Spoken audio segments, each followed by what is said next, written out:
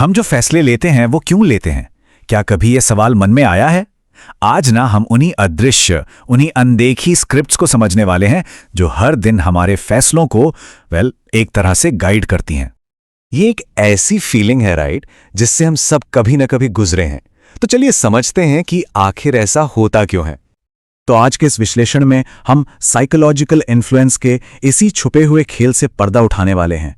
हम उन बारीक और कभी-कभी बहुत साफ-साफ तरीकों को जानेंगे जिनसे हमें मनाया जाता है, इन्फ्लुएंस किया जाता है और हाँ, कभी-कभी मैनिपुलेट भी किया जाता है। तो चलिए शुरू करते हैं।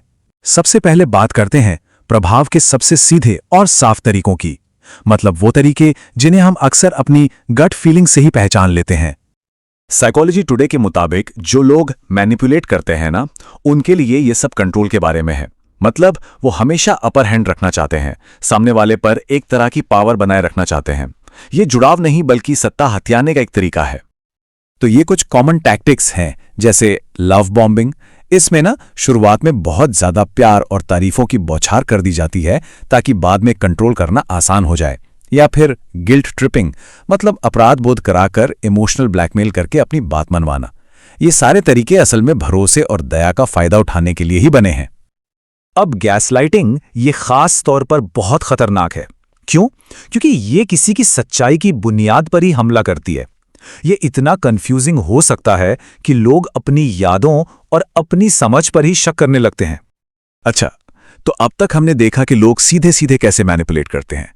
अब थोड़ा आगे बढ़ते हैं और अनुपालन यानी कंप्लायंस के साइंस की दुनिया में चलते हैं। यहां हम ये जानेंगे कि लोगों से हां कहलवाने के लिए कुछ बहुत ही सोची समझी और सिस्टमैटिक स्ट्रैटेजीज का इस्तेमाल कैसे किया जाता है। ये तकनीक काम क्यों करती है? क्योंकि जब कोई पहली छोटी सी रिक्वेस्ट मान लेता है ना, तो उसके मन में अगली बड़ी रिक्वेस्ट के लिए एक जिम्मेदारी का एहसास पैदा हो जाता है। और अब देखिए इसका ठीक उल्टा तरीका। इसमें ना पहले एक बहुत बड़ी ऐसी रिक्वेस्ट की जाती है जो नामुमकिन सी लगे। जाहिर है सामने वाला मना कर देता है और फिर उसके बाद अपनी असली छोटी वाली रिक्वेस्ट रखी जाती है। अब ये दूसरी वाली रिक्वेस्ट एक समझौते जैसी लगती है, तो उसे मानना काफी आसान हो जाता है। तो बात सीधी सी है। एक तरीका सीढ़ियां चढ़ने जैसा है, धीरे धीरे आगे बढ़कर काम करता है, जबकि दूसरा एक कदम पीछे हटकर अपनी बात मनवाता है। ये एक ऐसी टेक्निक है जिसका इस्तेमाल अक्सर कार सेल्समैन करते हैं।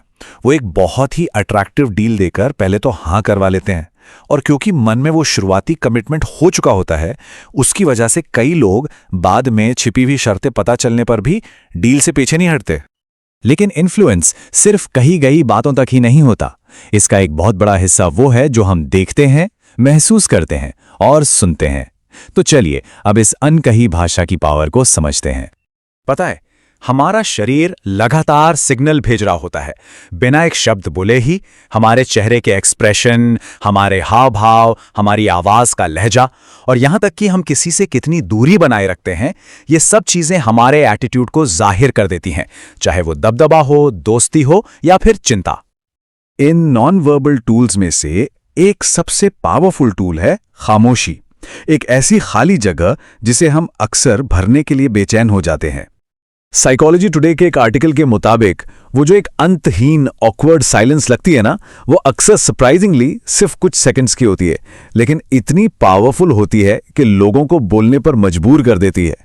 तो अब हम अपनी इस पड़ताल के आखिरी हिस्से में आ गए हैं और यहां हम जानेंगे कि सबसे बड़ा इन्फ्लुएंसर कोई और नहीं बल्कि अक्सर हमारा अपना दिमाग ही होता है। देखिए, दुनिया बहुत कॉम्प्लेक्स है। इसे समझने के लिए हमारा दिमाग तेजी से काम करने के लिए कुछ मेंटल शॉर्टकट्स बनाता है, लेकिन इन शॉर्टकट्स की वजह से सोचने के तरीके में कुछ सिस्टमैटिक गलतियां होने लगती हैं, जिन्हें हम कॉग्निटिव बायसेस कहते हैं। इनमें से कुछ बायसेस को देखते हैं, जैसे कंफर्मेशन बायस, मतलब सिर्फ वही जानकारी खोजना जो हमारी सोच से मेल खाती हो, या फिर एंकरिंग बायस, जिसमें हम पहली मिली जानकारी पर ही टिक जाते हैं। ये हमारे दिमाग के सॉफ्टवेयर में मौजूद उन ग्लिचेस की तरह हैं जो हमें पता भी नहीं चलता और हमारे फैसलों को शेप कर रहे होते हैं। एक और बहुत पावरफुल इंटरनल फोर्स है पिग्मेलियन इफेक्ट। ये क्या है?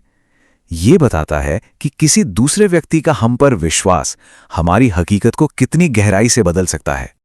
और ये एक लैंडमार्क स्टडी में साबित भी हुआ, जहां कुछ स्टूडेंट्स को रैंडमली इंटेलेक्चुअल ब्लूमर्स का लेबल दे दिया गया। और हुआ ये कि सिर्फ इसलिए क्योंकि उनके टीचर्स को उनसे ज्यादा उम्मीदें थी, उन स्टूडेंट्स का आईक्यू सच में बढ़ गया। कमाल है, राइट? तो इन्फ्लुएंस के इन सभी परतों को एक एक करके समझने के बाद सवाल यह है कि हम इससे क्या सीख सकते हैं, इसका टेक अवे क्या है? देखिए, इसका लक्ष्य पैरानॉइड होना नहीं है, बल्कि अवेयर होना है।